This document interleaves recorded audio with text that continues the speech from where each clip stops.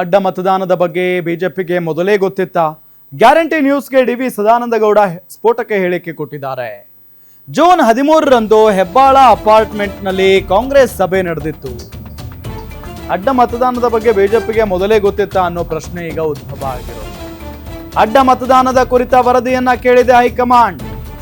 June 13ರಂದು Hebbal ಅಪಾರ್ಟ್ಮೆಂಟ್ನಲ್ಲಿ Congress ಸಭೆ ನಡೆದಿತ್ತು. ಕಾಂಗ್ರೆಸ್ ಸಭೆಯಲ್ಲಿ ಕೆಲ ಬಿಜೆಪಿ ಶಾಸಕರು ಕೂಡ ಭಾಗಿಯಾಗಿದ್ರು. ಕಾಂಗ್ರೆಸ್ ಸಭೆಯಲ್ಲಿ ನಮ್ಮ ಶಾಸಕರ ಭಾಗಿ ಬಗ್ಗೆ ಮಾಹಿತಿ ಕೂಡ ಸಿಕ್ಕಿತ್ತು. ಈ ಮಾತುಕತೆ ಬಗ್ಗೆ ನನ್ನ ಹಿತೈಷಿ ಒಬ್ಬರು ಮಾಹಿತಿಯನ್ನ ಕೊಟ್ಟಿದ್ರು. ಈ ವಿಚಾರವನ್ನ ಅಧ್ಯಕ್ಷರು ವಿಪಕ್ಷ ನಾಯಕರಿಗೆ ತಿಳಿಸಲು ಪ್ರಯತ್ನಿಸಿದೆ, ಆದರೆ ಇಬ್ಬರನ್ನು ಸಂಪರ್ಕಿಸಲು ಸಾಧ್ಯವಾಗಲಿಲ್ಲ ಅಂತ ಡಿ ವಿ ಸದಾನಂದಗೌಡರು ಹೇಳಿಕೆ ಕೊಟ್ಟಿದ್ದಾರೆ. ಬಳಿಕ ರಾಜ್ಯದ ಪ್ರಧಾನ ಕಾರ್ಯದರ್ಶಿ ಒಬ್ಬರಿಗೆ ಮಾಹಿತಿಯನ್ನ ಕೊಟ್ಟೆ. ಡಿಕೆಶಿ ಪರ್ಸನಲ್ ಆಗಿ ತೆಗೆದುಕೊಂಡಿದ್ದಾರೆ, ಎಚ್ಚರಿಕೆ ವಹಿಸಿ ಅಂತ ಹೇಳಿದ್ದೆ. ಆದರೆ ಚುನಾವಣೆ ವೇಳೆ ಅಡ್ಡ ಮತದಾನ ಆಗಿರೋದು ಸಾಬೀತಾಯಿತು. ನಮ್ಮ ತಪ್ಪುಗಳನ್ನ ಸರಿಪಡಿಸಿಕೊಳ್ಳೋದಕ್ಕೆ ಇದು ಸುಸಮಯ. ನಾನು ಹೈಕಮಾಂಡ್ಗೆ ರಿಪೋರ್ಟ್ ಕೊಡೋದಿಲ್ಲ. ಧರ್ಮಸ್ಥಳದಲ್ಲಿ ಆಣೆ ಪ್ರಮಾಣ ಮಾಡೋದು ಸರಿಯಲ್ಲ. ವಿಜೇಂದ್ರ ಆರ್ ಅಶೋಕ್ಗೆ ಸಲಹೆ ನೀಡಿದ್ದಾರೆ ಡಿ ವಿ ಸದಾನಂದಗೌಡ. ಬಟ್ ಇನ್ನೊಂದು ಆಶ್ಚರ್ಯ ಏನಂತ ಅಂದ್ರೆ, ಡಿ ವಿ ಸದಾನಂದಗೌಡರು ಹೇಳೋ ಪ್ರಕಾರ ನಾನು ವಿಪಕ್ಷ ನಾಯಕ ಆರ್ ಅಶೋಕ್ ಮತ್ತು ವಿಜೇಂದ್ರ ಅವರನ್ನ ಸಂಪರ್ಕ ಮಾಡೋದಕ್ಕೆ ಟ್ರೈ ಮಾಡಿದೆ, ಬಟ್ ಸಾಧ್ಯ ಆಗ್ಲಿಲ್ಲ ಅಂತ. ಸದಾನಂದಗೌಡರಿಗೇನೆ ಅವ್ರು ಸಿಗಲ್ಲ ಅಂತ ಅಂದ್ರೆ ಹೆಂಗೆ? ಆಶ್ಚರ್ಯ ಆಗುತ್ತೆ ಈ ರೀತಿಯಾದಂಥ ಹೇಳಿಕೆಗಳು. ಬಟ್ ಅವ್ರ ಪಕ್ಷದಿಂದ ಈ ರೀತಿಯಾಗಿ ಆಗಿದೆ. ಬಟ್ ಯಾರಿಗೋ ಇನ್ನೊಬ್ರು ರಾಜ್ಯ ಪ್ರಧಾನ ಕಾರ್ಯದರ್ಶಿಗೆ ಯಾರಿಗೋ ಮಾಹಿತಿ ಕೊಟ್ಟರಂತೆ. ಬಟ್ ಇದನ್ನು ತಡೆಯೋದಕ್ಕಾಗಿಲ್ಲ. ಅಂದ್ರೆ ಈ ವಿಚಾರ ಮೊದಲೇ ಗೊತ್ತಿದ್ರು ಕೂಡ, ಡಿ ಕೆ ಶಿವಕುಮಾರ್ ಅವರು ಇವರು ಹೇಳೋ ಪ್ರಕಾರ ಬಹಳ ತೀರಾ ಪರ್ಸನಲ್ ಆಗಿ ತೆಗೆದುಕೊಂಡಿದ್ದಾರೆ ಅಂತ ಗೊತ್ತಿದ್ರು ಕೂಡ ಇವ್ರು ಏನೂ ಮಾಡೋಕ್ಕಾಗಿಲ್ಲ.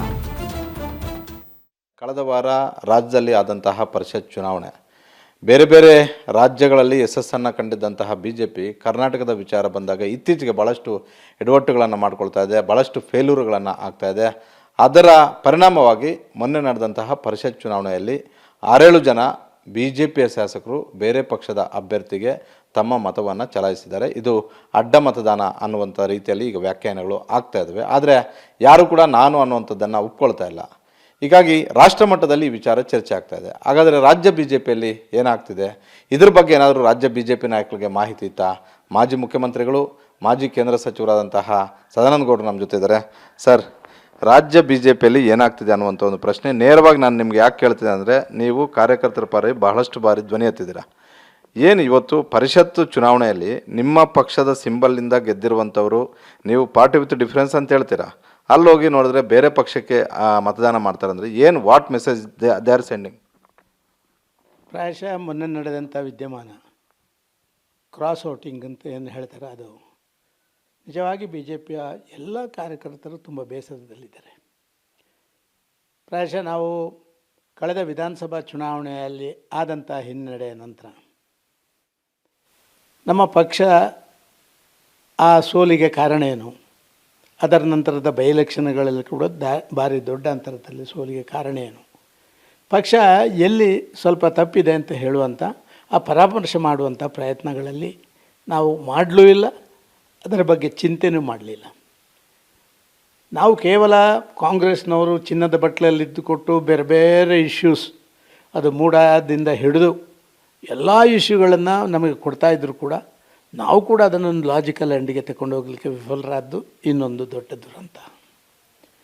ಇದರ ಮಧ್ಯದಲ್ಲಿ ಅಶಿಸ್ತು ನಮ್ಮ ಪಕ್ಷದಲ್ಲಿ ಬಂದು ಪಕ್ಷದ ಆಂತರಿಕ ವಿಚಾರಗಳ ಬಗ್ಗೆ ಮಾಧ್ಯಮದಲ್ಲಿ ಮತ್ತೊಂದು ಕಡೆ ಚರ್ಚೆ ಮಾಡಿ ಪಕ್ಷದ ಕಾರ್ಯಕರ್ತರ ಮನಸ್ಸಿಗೆ ನೋವು ಮಾಡಿದ್ದು ಮೂರನೇದು.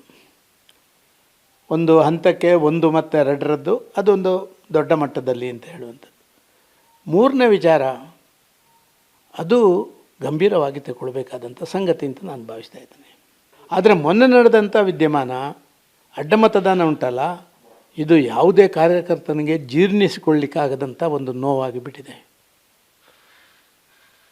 ನಮ್ಮ ಪಕ್ಷ ಈ ರೀತಿಯ ಅಶಿಸ್ತು, ಈ ರೀತಿಯ ಒಂದು ವಿಚಾರಕ್ಕೆ ಒಗ್ಗಿಕೊಂಡಿದೆ ಅಂತಾದರೆ ಎಲ್ಲೋ ನಮ್ಮ ಶಾಸಕರನ್ನು ಸರಿಯಾದ ರೀತಿಯಲ್ಲಿ ಹಿಡ್ಕೊಳ್ಳಿಕ್ಕಾಗಲಿಲ್ಲ, ಎಲ್ಲಿಯೋ ಒಂದು ರೀತಿಯಲ್ಲಿ ಮೇಲ್ಮಟ್ಟದ ನಾಯಕರ ಮಧ್ಯೆ ಇರುವಂಥ ಸ್ವಲ್ಪ ಗೊಂದಲಗಳು ಆಂತರಿಕವಾಗಿ ಹೊರಗಿಂದಲ್ಲ. ಮೂರನೇದಾಗಿ ಅಡ್ಜಸ್ಟ್ಮೆಂಟ್ ಪಾಲಿಟಿಕ್ಸ್, ಇದೆಲ್ಲವೂ ಇದೆ ಅಂತೇಳಿ ಮತ್ತೆ ನಮ್ಮ ಕಾರ್ಯಕರ್ತ ನೋವಿಂದ ಬಳಲ್ತಾ ಇದ್ದಾನೆ. ನೋಡಿ, ಡಿ ಕೆ ಶಿವಕುಮಾರ್ ಮೊನ್ನೆ 5ನೇ ಅಭ್ಯರ್ಥಿಯನ್ನು ನಿಲ್ಲಿಸಿದಾಗಲೇ ನಮ್ಮವರು ಎಚ್ಚೆತ್ತುಕೊಳ್ಬೇಕಿತ್ತು. ಯಾಕೆಂತ ಹೇಳಿದರೆ 5ನೇ ಅಭ್ಯರ್ಥಿಯನ್ನು ಗೆಲ್ಲಿಸ್ತೇನೆ, ನಾವು JDS ಒಟ್ಟಾದ ಮೇಲೆ 5ನೇ ಅಭ್ಯರ್ಥಿಯನ್ನು ಗೆಲ್ಲಿಸ್ಕೊಳ್ತೇನೆ ಅಂತ ಹೇಳುವಂಥ, ಅದು ಕೂಡ ಮುಖ್ಯಮಂತ್ರಿಯಾಗಿ ಪ್ರಥಮ ಸವಾಲು ಅವನಿಗೆ. ಯಾರು ನಾನೇನಾದರೂ ಮುಖ್ಯಮಂತ್ರಿ ಆಗ್ತಿದ್ದರೆ ನಾವು ಇಲ್ಲಪ್ಪ ಈ 4ರಲ್ಲಿ ಮಾಡಿಕೊಂಡು ಸಮಾಧಾನದಿಂದ ಇರುವ, ಎಲ್ಲಾದರೂ ಸೋತು ಬಿಟ್ಟರೆ ಇಡೀ ರಾಜಕೀಯ ಭವಿಷ್ಯವೇ ಮುಗಿದೋಗ್ತಿತ್ತು ಡಿ ಕೆ ಶಿವಕುಮಾರದ್ದು.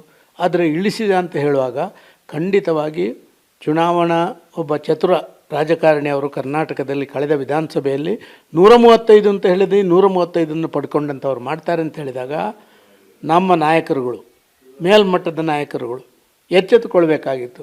ಪಕ್ಷದ ಎಲ್ಲ ಪ್ರಮುಖರನ್ನು ಒಟ್ಟಿಗೆ ಸೇರಿಸ್ಕೊಂಡು ಇದಕ್ಕೆ ಕೌಂಟರ್ ಸ್ಟ್ರಾಟಜಿ ಹೆಂಗೆ ಮಾಡಬೇಕು ಅಂತ ನಿಶ್ಚಯಗಳನ್ನು ಮಾಡಬೇಕಿತ್ತು. ಯಾವುದು ನಡೆದಿಲ್ಲ. ಇತ್ತೀಚೆಗೆ ಈ ವಿಧಾನ ಪರಿಷತ್ಗೆ ಕಾಂಗ್ರೆಸ್ 5ನೇ ಅಭ್ಯರ್ಥಿಯನ್ನು ಇಳಿಸಿದ ಬಳಿಕ ಅವ್ರಿಗೂ ಭಾಳ ಚೆನ್ನಾಗಿತ್ತು, ಅಷ್ಟು ಈಸಿ ಇಲ್ಲ ನಾವು ಗೆಲ್ಲೋದು ಅಂತ. ಆದರೆ ಗೆಲ್ತೀವಿ ಅಂತ ಒಂದು ಕಾನ್ಫಿಡೆನ್ಸಲ್ಲಿ ಅವರಿದ್ದರು.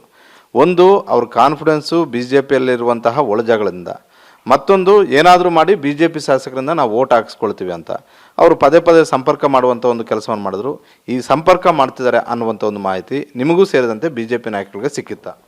ಸರ್, ನನಗೆ ಗೊತ್ತಾಗಿತ್ತು 13ನೇ ತಾರೀಕು ಅಂತ ಕಳೆದ 13-14 ಒಂದು ತಾರೀಕಿನಂದು ಒಬ್ಬರು ನಮ್ಮ ಬಾರಿ ಪಕ್ಷದ ಹಿತಚಿಂತಕರು ಮತ್ತು ಅವರು ರಾಜಕಾರಣದಲ್ಲಿ ಇಲ್ಲದವರು, ಅವರು ನನಗೆ ಸಾಯಂಕಾಲ 7:30 ಗಂಟೆಗೆ ಫೋನ್ ಮಾಡಿದರು.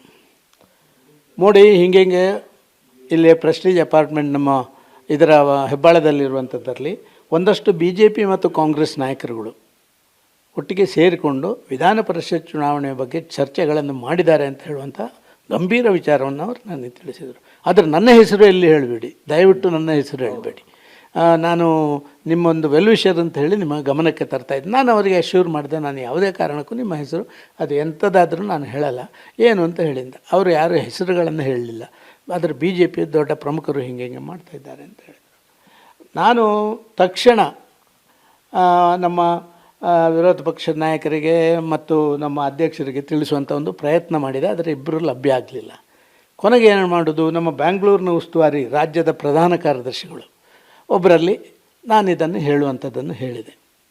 ಹಿಂಗಿದೆ, ಸೀರಿಯಸ್ ನೋಡಬೇಕು, ಅವರು ಇಳಿಸುವಾಗಲೇ ಹಿಂಗೆ, ಇವತ್ತು ಅದೇ ಮುಂದುವರಿತಿದೆ ಅಂತ ಹೇಳೋದಕ್ಕೆ ಇದಕ್ಕಿಂತ ದೊಡ್ಡ ಉದಾಹರಣೆ ಬೇಡ. ನಾನೇನು ಕಣ್ಣಾರೆ ನೋಡಲಿಲ್ಲ, ಮತ್ತೊಂದು ಮಾಡಲಿಲ್ಲ, ಈ ರೀತಿ ಸಂದೇಶ ಬಂದದ್ದು ನಿಮಗೆ ತಿಳಿಸ್ತಾ ಇದ್ದೇನೆ, ಇದನ್ನು ಮಾಡಬೇಕು ಅಂತ ಹೇಳುವಂಥದ್ದು ಹೇಳಿದೆ. ಆಮೇಲೆ ಅವರು ಏನು ಮಾಡಿದ್ರು ನನಗೆ ಗೊತ್ತಿಲ್ಲ, ನಾನು ಅದರಲ್ಲಿ ಬಾರಿ ತಲೆ ಹಾಕುವಂಥ ಕೆಲಸಗಾರಗಳನ್ನು ಮಾಡಲಿಲ್ಲ. ಆದರೆ ಯಾವಾಗ ಪರಿಷತ್ ಚುನಾವಣೆಯಲ್ಲಿ 140 ಬದಲು 151 ಓಟು ಕಾಂಗ್ರೆಸ್ಸಿಗೆ ಸಿಕ್ಕಿತಾ, ಆಗ ಮನಸ್ಸಿಗೆ ನೋವಾಯಿತು. ನನಗಂತೂ ವಿಪರೀತ ಫೋನುಗಳು ಇತ್ತೀಚಿನ ದಿನ ನೀವು ನೋಡಿರ್ಬೋದು. ನಾನು ಎಷ್ಟು ನನ್ನಿಂದ ಸಾಧ್ಯವಾದನ್ನು ಎಲ್ಲಿ ಹೇಳಬೇಕೋ ಅಲ್ಲೇ ಹೇಳುವಂಥದ್ದು, ಇದನ್ನು ಕೂಡ ಹೇಳಬಾರ್ದು ಅಂತಿದ್ದೆ ನಾನು. ಆದರೆ ಕಾರ್ಯಕರ್ತರಿಗೆ ಒಂದು ಸಂದೇಶ ಹೋಗಬೇಕು, ಏನೋ ಸ್ವಲ್ಪ ವ್ಯತ್ಯಾಸಗಳು ಇನ್ನೂ ಸರಿಯಾಗಬೇಕು, ಇಲ್ಲ ನಮ್ಮೊಟ್ಟಿಗೆ ಯಾರೋ ಇದ್ದಾರೆ ಅಂತ ಹೇಳುವಂಥ ಭಾವನೆಗಳು ಬರಬೇಕು ಅಂಥೇಳಿ ಮಾತಾಡ್ತಾ ಇದ್ದೇವೆ. ಅದರ ಮೊನ್ನೆ ಘಟನೆ ನಮಗೆ ಭಾರಿ ಆಘಾತ ಆಗಿದೆ BJPಗೆ. ಮತ್ತೊಮ್ಮೆ ಶಿಸ್ತಿನ ಕ್ರಮದ ಅಗತ್ಯತೆ ಇದೆಯಾ ಅಂತೀರ ಸರ್ ಮೊನ್ನೆ ಈ ಅಡ್ಡಮತದಾನ ಆದ ಬಳಿಕ? ಸರ್, ಈಗ ನಮ್ಮ ಅಧ್ಯಕ್ಷರು ಇರುವ ಕಾರಣ, ಶಾಸಕಾಂಗ ಪಕ್ಷದ ನಾಯಕರು ಇರುವ ಕಾರಣ ನಾನು ಇದರಲ್ಲಿ ಯಾವುದೇ ತೀರ್ಮಾನಗಳನ್ನು ಯಾವುದೇ ಮಾತುಗಳನ್ನು ಹೇಳೋದು ಸೂಕ್ತ ಅಲ್ಲ. ಒಂದು ವೇಳೆ ನನ್ನ ಮನಸ್ಸಿನಲ್ಲಿ ಏನಾದ್ರು ಇದ್ದರೆ ನಾನು ಅದನ್ನು ಕೋರ್ ಕಮಿಟಿಯಲ್ಲಿ ಪ್ರಸ್ತಾಪ ಮಾಡಬೇಕು.